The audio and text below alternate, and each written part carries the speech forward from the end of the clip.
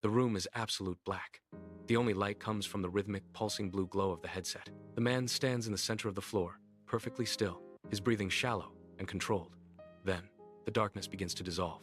The walls of the room fracture, replaced by the jagged, flickering textures of a decaying virtual corridor. The floor beneath his feet feels solid, but his eyes report a crumbling, shifting landscape.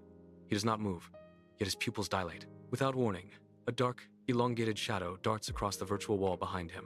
The man flinches violently, his shoulders hunched toward his ears, his muscles locking in a sharp, defensive recoil.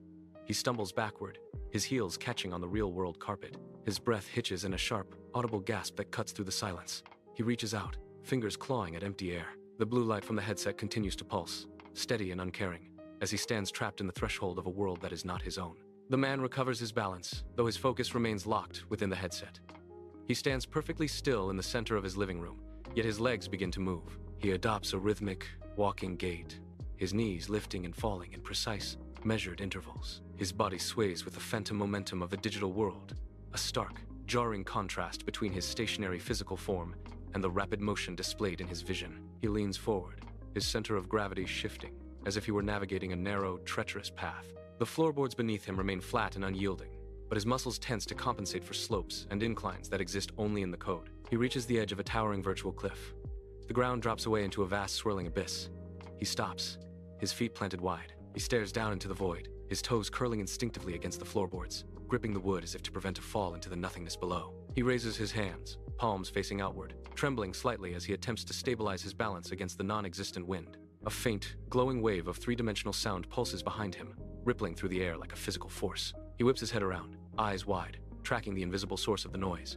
He reaches out, his fingers grasping at thin air. In his vision, his hands are replaced by metallic, glowing gauntlets that mimic his every twitch and flex with perfect synchronization. The weight of the virtual armor feels real against his skin. He flexes his fingers, watching the light dance across the digital plating. Emboldened by the interface, he takes a confident, heavy step forward. He does not see the living room. He sees only the path ahead. His shoulder connects with the solid, unyielding plaster of his real-world wall with a sickening thud.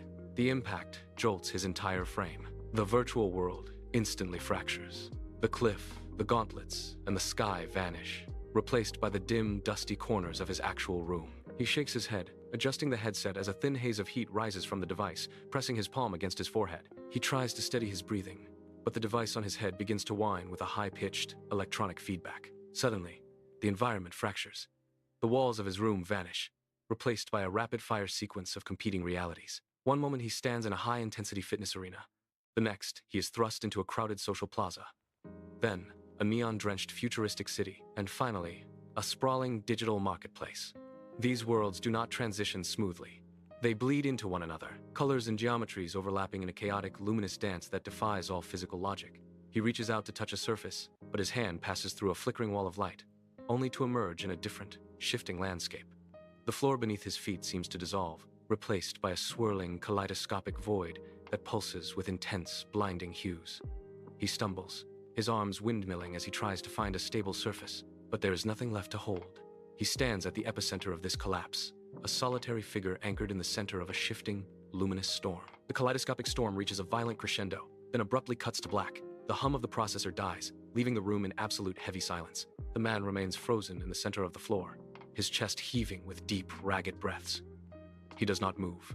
He does not reach for the device. The only sign of life is the faint, pulsing blue light emanating from the headset, casting long, lonely shadows that stretch across the floorboards. The digital worlds have vanished, leaving behind nothing but the cold, quiet reality of the room. He stands there, a solitary figure anchored in the dark, his body still rigid. The blue glow flickers once, twice, and then begins to dim, slowly fading into the surrounding gloom.